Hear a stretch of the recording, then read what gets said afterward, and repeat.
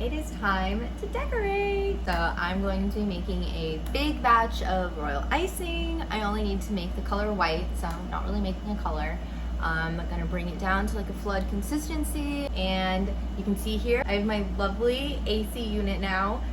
It's still 83 degrees in the house, and it's cooling down as the day goes on, so that's good.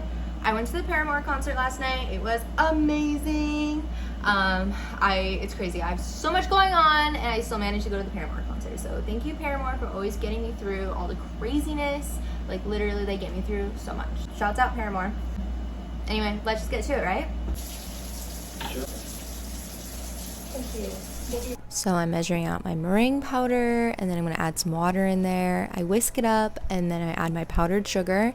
I am doing a batch of 8 pounds of icing in my Bosch mixer. So just like the cookies where I make a quad batch, we're doing the same thing. We're making a quad batch of icing. If you've never heard of the Bosch Universal Plus mixer or have never used one, I have a video that is a few years old when I first got it, and I immediately put it to the test with the quad batch, and I used a different attachment. Here I'm using the bread hook, but the mixer comes with these like plastic attachments called like the cookie whisks or something, or the cookie paddles, I can't remember. Either way, I immediately used them without doing any research, and so many people were like, don't use the cookie paddles. Apparently they break, so if you end up getting like the Bosch mixer, just don't even use the plastic ones. If you do really big batches, they will break. So I love using the bread hook. I think it works great for mixing the cookie dough and the icing. So I pour the first batch into my container, and then we're gonna start the process all over again and make another big batch until I fill the container all the way to the top. Love a good icing waterfall, but not the kind that falls off the cookie, only the kind that pours into a container.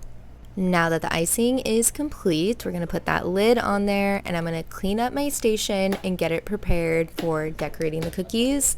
I got to switch up the entire station and get all my trays pulled out, get the cookies pulled out, get them on the tray, and just kind of get myself situated and set up to ice roughly 200 cookies this evening. So now we bag the icing. I got my Borderlands Bakery icing bags and just putting those in there, pouring the icing.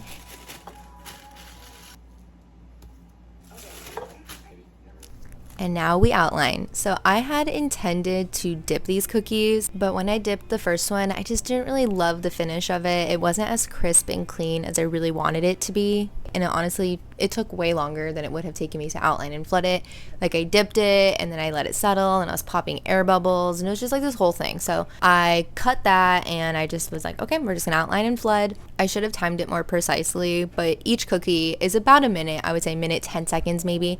So with the dipping, it was taking me like 3 minutes because I was like messing with it so much. So definitely a lot faster to outline and flood. Plus I get into like a nice little zone and I just really breeze through it. And I was watching The Summer I Turned Pretty when I was icing, so I really flew through these. Long night, got 152 cookies decorated, all iced. I say decorated, but they're just iced. They'll be printed later this week.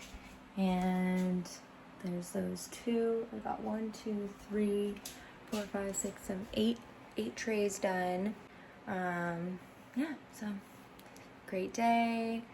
I only have a little bit more to ice tomorrow. So hope you enjoyed that.